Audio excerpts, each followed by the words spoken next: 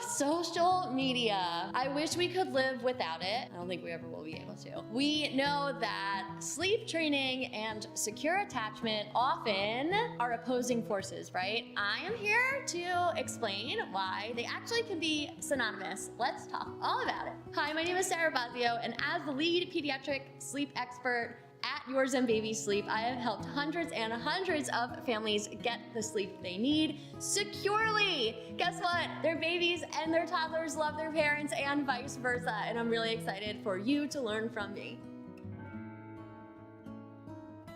Okay, so I say this kind of in jest and sarcastically, right? And this is how I work. I like to be funny and bring in a lot of real-world sarcasm to my practice, but I also really want to talk about the actual science behind secure attachment and what it means, because I don't know, there's just a lot of nonsense on social media. I think we all get swept up in it. It's really easy to, right? Especially if you're in the throes of the newborn days and if you're up in the middle of the night nursing a baby, or even just kind of rocking your kid and you're scrolling on your phone. I'm gonna admit it right now. Like my kids know, this is actually a funny story, like my 5-year-old there's a little crack in the door and she'll know if I'm hiding in the bathroom to actually go to the bathroom or if I'm there to like scroll on my phone. She knows the difference, right? So sometimes we veg out on social media, and what we're consuming can really have an influence on the way that we're parenting. And sometimes it is not from people who are getting their information from reliable sources. I really pride myself in being a reliable source, and I want to be able to provide you with a reason that sleep training does actually create a secure attachment for your child. I also am not the type of person that wants to throw any shade at people for their sleep choices at all. Whatever you're doing with your kid, if it's working, it is all good for me. It does not bother me. I am here for the people who are struggling with their sleep, who don't want to co-sleep anymore, who can't handle rocking, who don't want to be nursing 17 times a night any longer, whose sleep is not sustainable, okay? If those categories don't bother you, I love it. I love it. It's all good. So this is a video for people who are in those categories and they're like, oh God, I don't want to be in these categories, but I have this little birdie in the back of my mind saying if I sleep train that I'm not going to have a child who's securely attached to me, and I should nurse all night long because that's the only way to create secure attachment. And it means I'm going to abandon my child, right? It's almost like we can't figure out a way to make those synonymous with each other. And I want to make you know and empower you that that's just not the case, all right? So no judgment. There can be intermixing of all of these ideas because that is life, people. We don't have to have these freaking polar opposites all of the time. We can have all of these things living in the same world together. So with the least amount of judgment possible, this is just stating facts, I want to explain one point of view. This is simply a point of view and a perspective. We can interpret this in any way we would like, and I'm going to state this as factually as possible. So I want you to picture if you are a family who is kind of toying with the idea of sleep training. You might have your nights going something like this. You have a 7-month-old, okay? Your 7-month-old nurses to sleep at bedtime. So they're at mom's breast at bedtime, and this is how they fall asleep, completely asleep. Then they're put into bed. Inevitably, 45 minutes later, your 7-month-old wakes up. Dad goes into the room and then rocks to sleep. Dad puts the 7-month-old back into her crib. Then you get like a 2 or 3 hour stretch. Awesome. 7-month-old wakes up. Mom goes back into the room. This time, Dad goes in and brings a bottle. Okay, so Dad brings a bottle because now Mom actually does her first stretch, right? So that's how we've decided to break up our night, so Mom can get some of a stretch. She nurses, Dad brings a bottle. Now the baby falls back to sleep at the bottle. And then the baby wakes up, I don't know, let's say 2 hours later. Mom goes in, does one more nursing session, and then maybe 2 hours later, Dad goes in, can't rock her back to sleep, and it's like, forget it, she's just gonna come into bed with us. Some of these scenarios might sound familiar. I want you to think about the ways in which that baby may have fallen asleep. So we fell asleep at the breast, we fell asleep in Dad's arms, We fell asleep at the bottle. We fell asleep in dad's arms again, maybe, I think. We fell asleep in the bed with the parents, right? Even though I'm actually losing track. So there are quite a few ways in which the baby fell asleep. So how can we interpret this as a baby, right?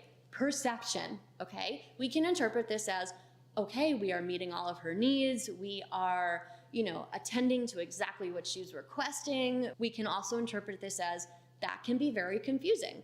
We don't know what's coming next. We don't know if it's the breath. We don't know if it's the bottle. We don't know if it's rocking. We don't know if it's the bed. This is a perception. For a minute, I want you to just go with that with me. If we interpret it as, that's a little confusing, I don't really know what to expect, that could actually cause confusion and a little bit of insecurity. I have no idea how I'm gonna fall asleep and where I'm gonna end up sleeping tonight.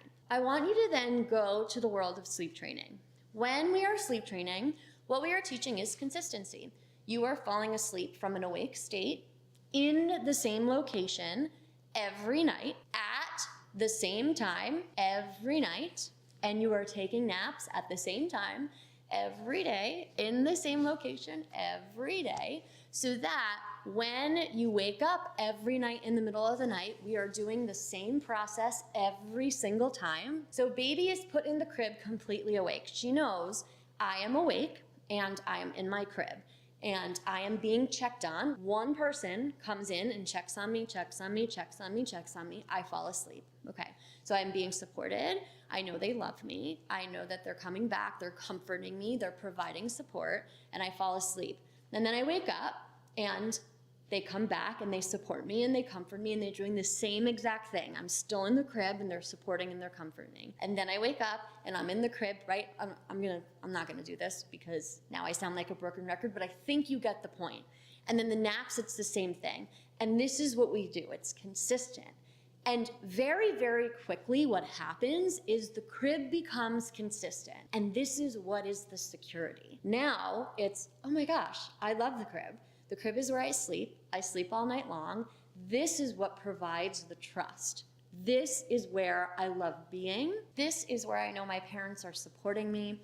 This is how I know that my sleep needs are being met. This is how I know I am getting long and deep stretches of sleep, right? So if we interpret the way that the baby is sleeping now from a perspective of sleep is a priority and sleep is for our health and our growth and our development, we can interpret sleep training as synonymous with creating secure attachment. Because now what the baby understands is that when I go to bed, I know exactly what to expect. I know that when I go into my crib, I'm going to expect to wake up in my crib. I am no longer wondering, will I fall asleep at the breast and wake up someplace completely different? Because when I used to do that, that would freak me out, that I would wake up someplace completely different. To summarize, I am in no way, shape, or form wanting to guilt or shame or to put down or anything. None of that. Any choices that any parents want to make.